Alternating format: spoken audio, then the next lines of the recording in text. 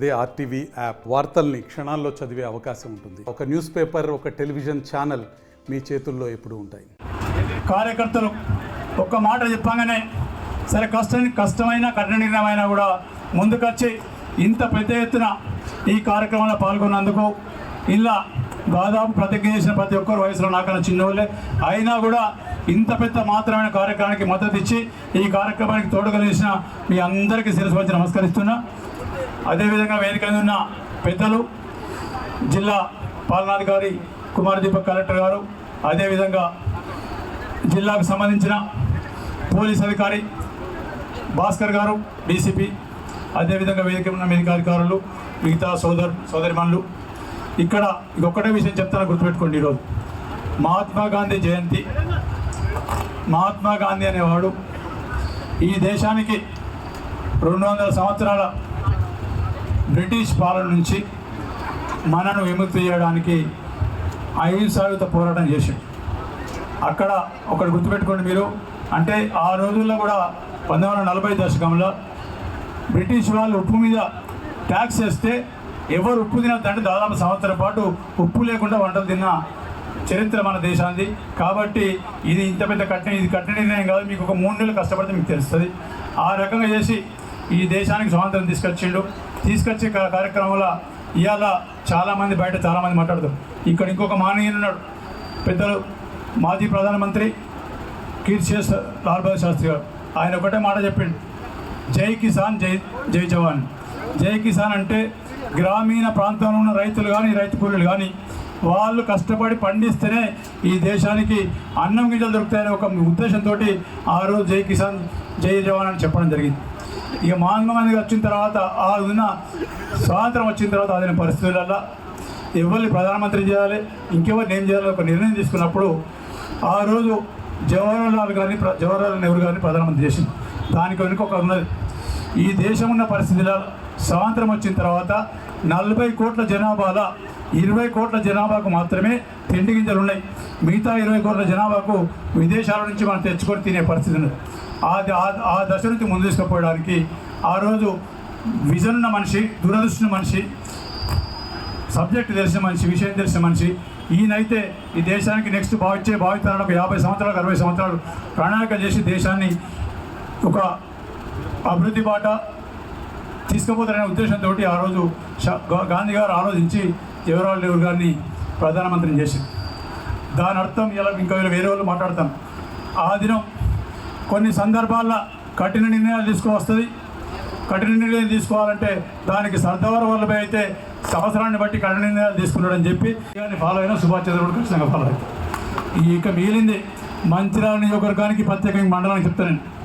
ఎన్నికల ముందు ఏదైతే వాగ్దానం చేసినో ప్రతి ఒక్కటి చెప్పిన అయినాయి. ఇక లిఫ్ట్లు కూడా ఇంకొక వారం 10 రోజుల జీవో వస్తుంది. నీళ్ళు ఇస్తా అని చెప్పిన, సాగునీళ్ళు ఇస్తా అని చెప్పిన, తాగునీళ్ళు ఇస్తా అని చెప్పిన చేసిన, గెలిచినాక 2 రూపాయలు చేసిన, మంచినీళ్ళు ఇచ్చినాం. వాటల్లా ఏదైతే అంతకుముందు టీఆర్ఎస్ ప్రభుత్వం దోపిడీ చేస్తుందో దాన్ని కూడా ఇచ్చినాం. ఇంకా పోతే సాగునీళ్ళు అయిపోయి తాగు ఇంకా అటుపోతే మీకు ఇలా 4 లేన్ల రోడ్డు తపాలపూర్ చెక్ పోస్ట్ కాడ నుంచి కర్మాచారి వస్తారు. 4 లేన్ల రోడ్డు డివైడర్తో సహా సెంట్రల్ లైటింగ్తో సహా శాంక్షన్ అయింది 211 కోట్ల రూపాయలు. ఇది కాకుండా మొన్న కలెక్టర్ గారు మేము వెలగనూరు పోయినప్పుడు మా ఊళ్ళో రోడ్డు గురించి మాట్లాడు, అయ్యా మీ వెలగనూరుతో పాటు నంబాల గూడెం కూడా శాంక్షన్ చేయించిన, ఉన్న జీవో 30 కోట్ల జీవో వచ్చింది, మిగతా వాటితో పాటు అది కూడా శాంక్షన్ అయింది. ఆ దినం లింగాపూర్ ఇన్స్పెక్షన్కి వచ్చినప్పుడు ఆ స్కూల్ పరిస్థితి దయనీయంగా ఉంది. అప్పటికప్పుడు ఎస్టిమేట్ చేస్తే 1,15,00,000 అయిందని 1,15,00,000 రూపాయలు శాంక్షన్ అయింది. ఇవాళ ఫౌండేషన్ కూడా వేసినాం. ఇంకో 15 రోజుల్లో కరెంట్ స్టార్ట్ అవుతుంది. దాంట్లో సాగునీటి సమస్య ఉందంటే సాగునీటి కోసం 25 లక్షల రూపాయలు ఓవర్ ట్యాంక్తో స్టార్ట్ చేయడం. ఇట్లా ఎక్కడికక్కడ సమస్యలు పరిష్కరించబోతున్నాం. ఏ కార్యక్రమం చేసినా దండపై నుంచి మొదలు పెడుతున్నాం. ఇక ఇక్కడ నుంచి ఒక యువతకు మీ అందరికీ సందేశం ఒకటే ఇస్తున్నాం.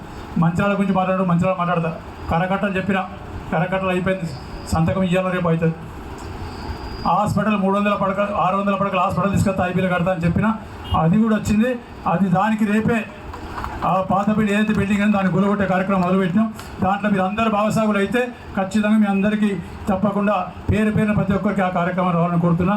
రేపు 11-12 గంటలకు అది ఊలగొడితే కానీ ఆ మంచాల పట్టణ కొట్టి శని పోదు. రేపు ఊలగొడితే రేపు కొత్త హాస్పిటల్గా మొదలవుతుంది.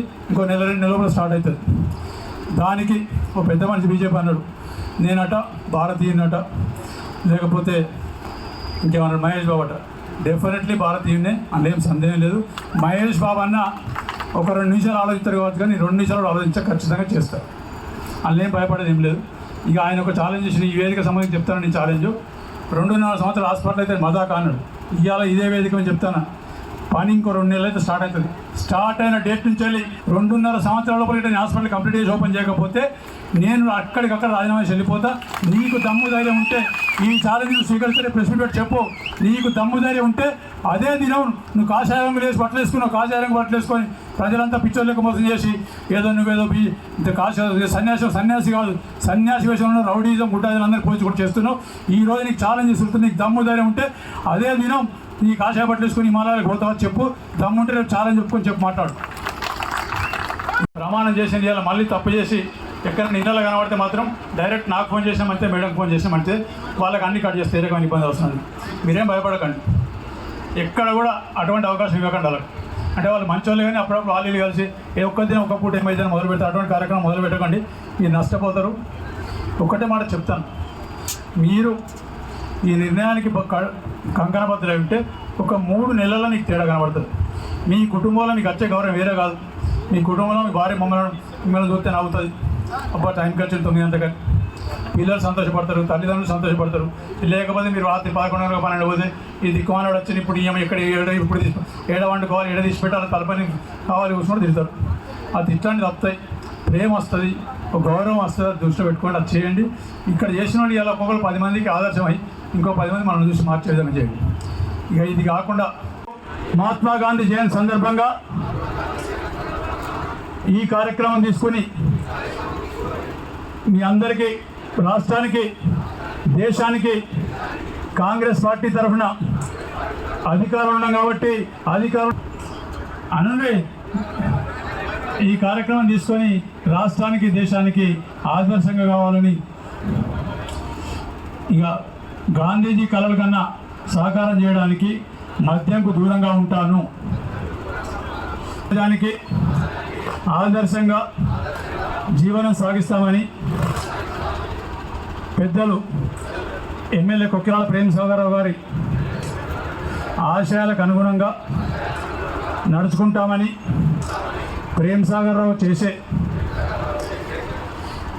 అభివృద్ధి సంక్షేమం కాంగ్రెస్ పార్టీ ద్వారా ఇందిరమ్మ రాజ్యంలో కార్యక్రమంలో భాగస్వాములమై నియోజకవర్గంలో ఉన్న ప్రతి కుటుంబానికి, అన్ని కుటుంబాలు ప్రశాంతంగా నిద్రపోయే విధంగా చేస్తామని, వర్గ జీవనం సాగిస్తామని నేను నమ్మిన దేవుని మీద ప్రమాణం చేస్తున్నాను.